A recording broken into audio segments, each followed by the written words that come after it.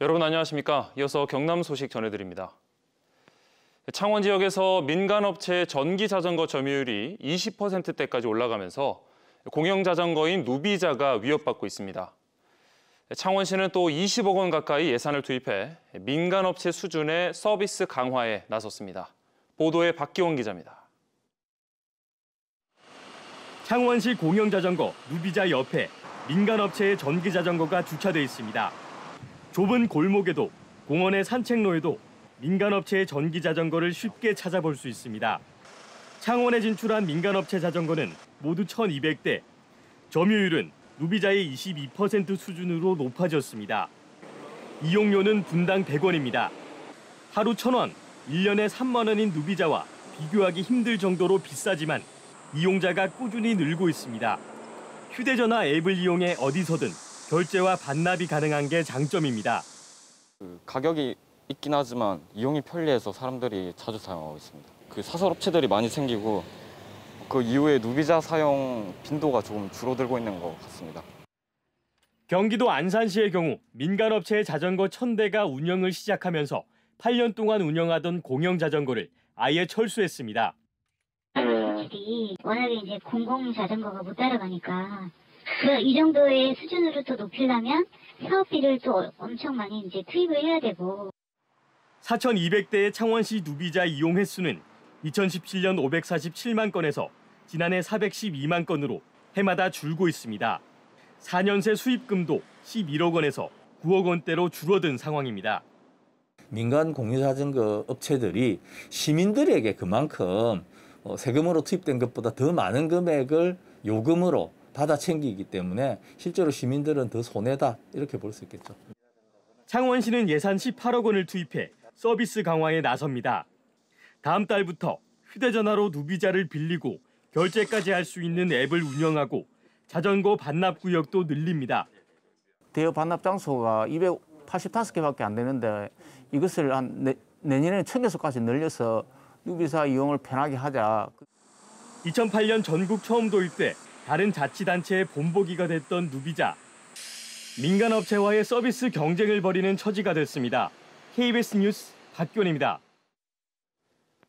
창원시가 수돗물 유충 사고의 원인을 공식 발표합니다. 또 대우조선해양이 여름 휴가 기간이지만 생산 인력 80%를 가동해 조업을 정상화합니다.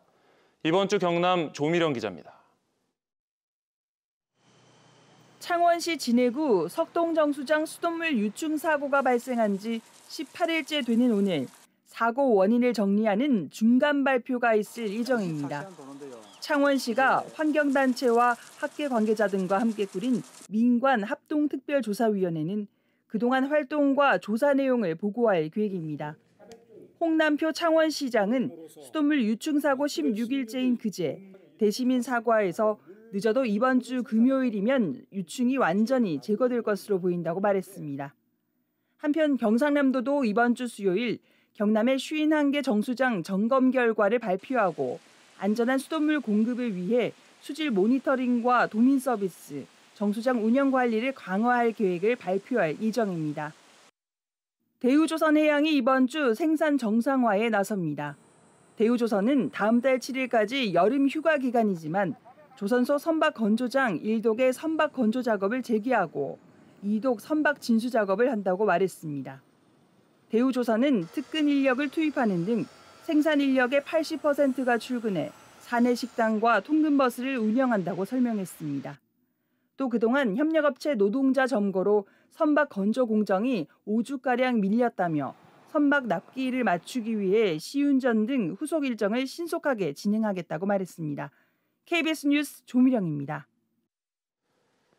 울산에서는 노후 학교를 미래형 학교로 바꾸는 사업이 진행 중인데요. 이를 위한 콘텐츠들이 한자리에 모여 눈길을 끌었습니다. 박영하 기자가 현장을 다녀왔습니다. 모니터에 앱을 실행하자 학교가 펼쳐집니다. 바닥을 비추자 다양하게 꾸며진 교실이 등장하고 이곳저곳을 클릭하며 공부합니다. 온라인 도서관에서 책을 골라서 읽을 수도 있고 좋아하는 캐릭터와 함께 사진도 찍습니다. 증강, 가상현실 등 이른바 메타버스로 이루어진 교육 콘텐츠입니다.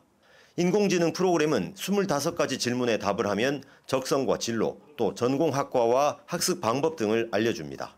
공기를 주입하면 10분 만에 농장이 완성되는 스마트팜은 학교 교실과 옥상에 설치할 수 있습니다.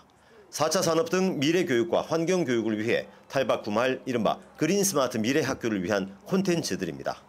선생님하고 이제 실시간으로 협력할 수 있는 수업을 할 수 있는 크롬북이라는 게 다른 선생님들이 좋다고 하셔갖고 그거랑 저희 2학기 때 또 국제 교류 프로젝트 수업을 하게 될 거여서 이렇게 영어 수업이라든가 이런 것들 보러 왔습니다. 앞으로 아이들이 어떤 환경에서 교육을 받을지 학부모들도 관심이 높습니다. 요즘에 이제 3D 프린터에 대해서 많은 이제 관심이 있으니까 여기 와서 보니까 로블록스 아이들이 좋아하는 게임을 활용해서 3D 프린터 게임을 할 수 있는 이런 수업이 있어서 이걸 하면 좋겠다 생각해서. 그린 스마트 미래 학교는 준공된 지 40년이 넘은 학교들이 대상입니다. 울산에서는 내년까지 15곳, 25년까지는 16곳 등 모두 31개 학교가 먼저 설계와 착공에 들어갑니다. 이런 학교들이 거점 역할을 해서 울산의 일반 학교에 선도적인 역할을 해주신다면 울산 관내에도 다양한 여러 학교들이 스마트 교육을 할 수 있지 않나, 그런 계기가 될 수 있지 않을까. 공간 혁신과 콘텐츠 유치 등 미래 교육을 위한 학교들의 경쟁도 치열해질 전망입니다. KBS 뉴스 박영아입니다. 유난히 길었던 장마의 끝이 보입니다. 이제는 폭염의 대비를 철저하게 해주셔야겠는데요. 주말 사이 경남 지역에 내려진 폭염특보는 월요일인 오늘도 이어지겠습니다. 오늘 낮에 사천은 34도, 창원은 32도 등 무더위가 예상됩니다. 장마 전선은 물러갔지만 갑작스러운 소나기에 대비해서 작은 우산은 챙기시는 게 좋겠습니다. 오늘 오후 경남 지역 곳곳으로 소나기가 예상되는데요. 양은 5에서 40mm로 내리겠고 내일 늦은 오후에도 소나기가 지나는 곳이 있겠습니다. 오늘 아침까지는 내륙을 중심으로 1km 미만의 안개가 예상됩니다. 차간 거리 넉넉하게 두시고 안전운전 해주시기 바랍니다. 오늘 오후 소나기로 인해 우산 챙기셔야 하는 지역 확인해 주시고요. 출근길 현재 기온은 대부분 23도 내외를 보이고 있습니다. 낮에는 기온이 크게 올라 34도까지 치솟겠습니다. 서부 지역은 22도 안팎에서 10도 이상 기온이 크게 오르며 한낮에는 진주와 하동이 33도를 보이겠습니다. 오늘 바다에서도 안개에 주의하셔야겠습니다. 남해상에 짙은 바다 안개가 낀 가운데 하늘에도 구름이 많이 지날 것으로 보이고요. 물결은 최고 1.5m로 잔잔하겠습니다. 이번 주 폭염과 열대야가 반복되겠습니다. 하늘에는 구름의 양이 많은 날들이 이어지겠습니다. 기상정보였습니다. 경남의 코로나19 신규 확진자는 어제 0시 기준 3,517명으로 엿새째 하루 3,000명대를 기록하고 있습니다. 창원 1,100여 명, 김해 580여 명, 양산 550여 명, 진주 310여 명 등입니다. 이후 오후 4시 반까지 1,601명이 더 집계됐습니다. 경남의 병상 가동률은 50.6%, 도민 인구 대비 백신 4차 접종률은 10.3%입니다. 정부의 반도체 산업 육성 계획에 지역 반발이 잇따르고 있습니다.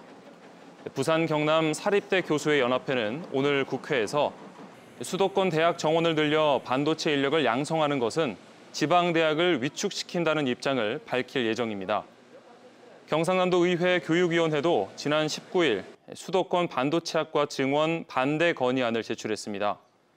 정부는 향후 5년 동안 반도체 분야에 340조 원 이상을 투자하고 15만 명의 인재를 양성할 계획입니다. 부산고용노동청이 여름철 질식사고 예방을 위해 밀폐공간 사업장 관리 감독을 강화합니다. 노동청은 최근 4년 동안 부산, 울산, 경남에서 질식사고 재해자가 20명 발생해 이 가운데 15명이 숨졌다며 밀폐공간을 보유한 사업장 860곳을 대상으로 지도 점검을 강화한다고 밝혔습니다. 점검 내용은 밀폐공간 출입금지 조치, 질식 예방 장비 보유 여부, 또 밀폐공간 작업 프로그램 시행 여부 등입니다. 마른 장마가 계속되면서 경남 18곳 시군에 기상가뭄 현상이 나타나고 있습니다.